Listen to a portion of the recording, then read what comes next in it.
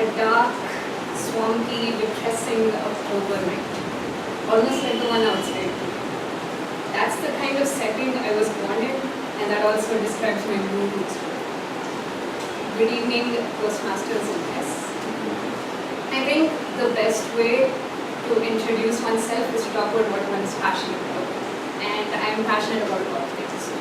Animal welfare, environmental development, dogs, Robert De Niro, pizza. Not necessarily in that order. As you might have guessed by now, I'm a pretty artsy person. And that's part of the reason why I've always felt like a black sheep in my family. I come from a family of conservative southern Indians, and that's kind of why I tend to stand out. To elaborate further, let me give you an example.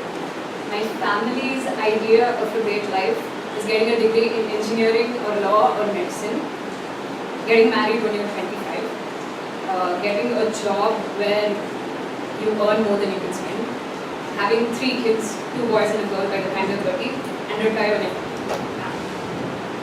My idea of a great life, get a degree in English literature in a liberal arts college, open a small bakery or a library somewhere in the middle of Switzerland, and probably never get married or have kids because, let's be honest, I get a nervous breakdown if I have to make a phone call for a doctor's appointment.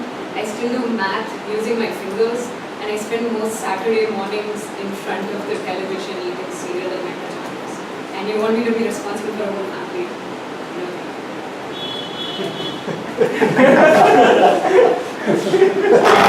Okay, moving on.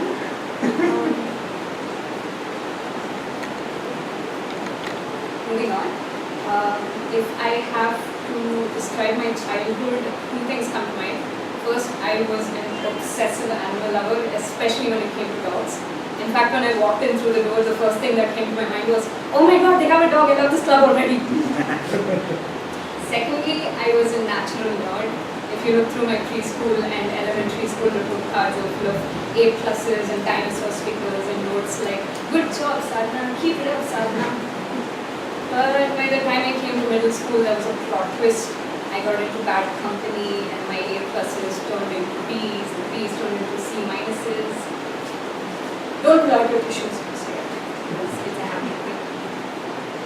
I decided that I needed to get my life together.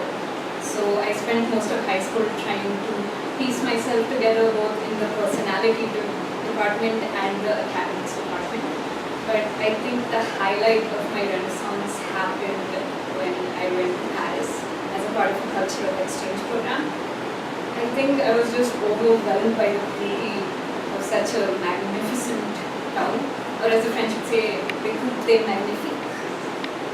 I saw the Eiffel Tower and the old monuments and couples on park benches and vintage cafes.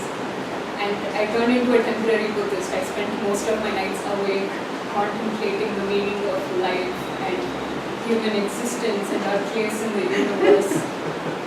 I won't bore you too much. Long story short, I realized life is not endless, it has an expiration date. And you can choose to live it mechanically, beating hard but a dead soul. Just do what you have to do and then pass away. Or you can choose to live with everything you have and give it your 100% and be an unstoppable force. And I choose the latter. And that's the story of how I went from the moody middle schooler who failed in third language to the high school graduate who showed up in times in India, not for a mass murder spree that I got. It was for scoring a 95% and being a school topper. I failed and I got it. So if I have to conclude with 3 valuable lessons I've learned from my boring but not so boring life, it would be: number 1, be the change you wish to see in the world. I stole that from Gandhi. And number 2, live life in the moment. And number 3, there's no such thing as too much coffee. Thank you.